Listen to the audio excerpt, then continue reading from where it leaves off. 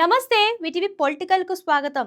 AP deputy CM Pawan Kalyan ఇటీవలే ఓ కార్యక్రమంలో మాట్లాడుతూ కోనసీమకు తెలంగాణ నాయకుల దిష్టి తగిలినట్లు ఉందని వ్యాఖ్యానించిన సంగతి తెలిసిందే. కాగా పవన్ కళ్యాణ్ పై తెలంగాణ నాయకులు ఆగ్రహం వ్యక్తం చేస్తున్నారు.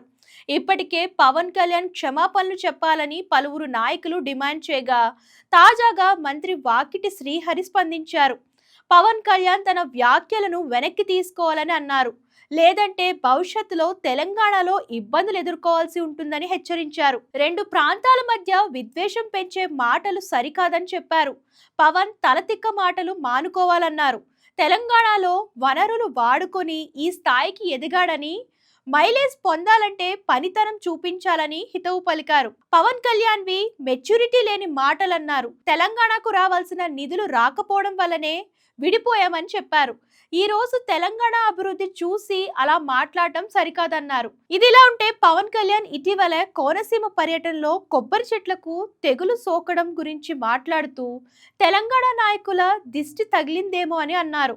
ఇది వరకు తెలంగాణ వాళ్ళు మీ కోనసీమ పచ్చదనంతో బాగుంటుందనేవారని, నరదృష్టి ప్రభావం ఉంటుందన్నారు.